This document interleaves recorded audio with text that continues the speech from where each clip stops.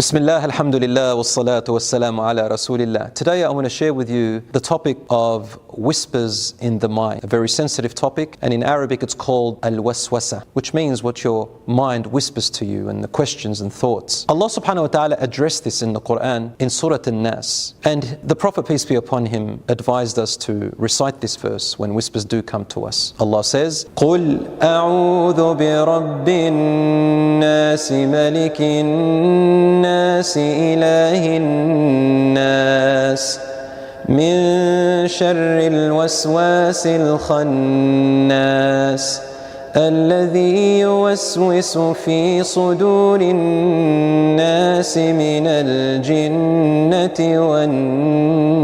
والناس.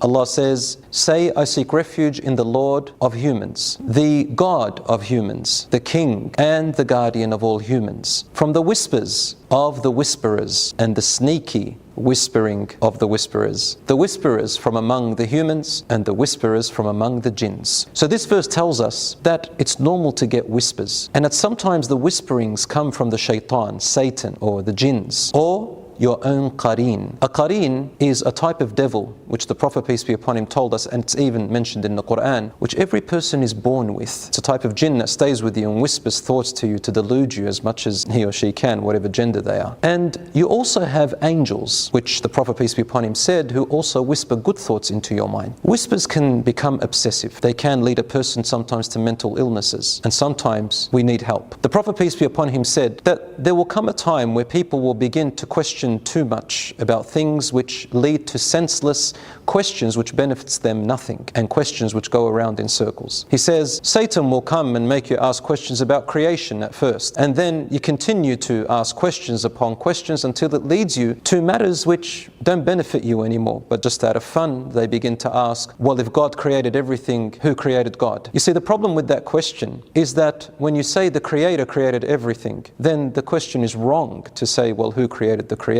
It's like saying a triangle is a triangle, can a triangle be a square? Obviously it's an absurd question. But this is how whispers develop, and so you go around in circles. A group of companions came to the Prophet, peace be upon him, and the hadith is in Sahih Muslim. They said to him, O Messenger of Allah, we get whispers in our minds which our hearts hate tremendously, and we'd rather you throw us in the fire than tell you what they are. The Prophet, peace be upon him, became happy and said to them, is this really what you feel? Alhamdulillah, who has returned the ability of the Shaytan to mere whispers. And then he said, ذاك صريح Iman. That is a sign of your true faith and belief. How? When they came to him concerned about those whispers, and that those whispers are frowned upon by them, and they don't believe in them, and they don't want them to say there, it showed that their faith in their heart rejected it. So the Prophet, peace be upon him, is telling us that when whispers come to your mind, it doesn't mean that that's who you are. It doesn't mean that that's what you believe. That it even happened to the companions. Now we've dealt with the companions, we've dealt with the Shaytan and the jinns and the qareen, but the verse of the Quran also talks about people who cause doubt in your mind and whisper from the humans. They're a little bit harder to deal with. The humans who come and whisper to you may cause doubts. You may say, A'udhu billahi minash shaitanir rajim, I seek refuge in God from Satan the outcast, but the human will stay there. They're the people who throw into your mind doubts upon doubts upon doubts. The scholars said, if it's not severe, then go back and read the Quran, learn the meanings of the Quran, and inshallah, it reads you and it brings you back to guidance. But if the problem stays, then don't leave those doubts in your brain, especially if they've got to do with faith and belief. The scholars such as Ibn Taymiyyah said, go and ask people of knowledge and scholars and present to them what these thoughts are, and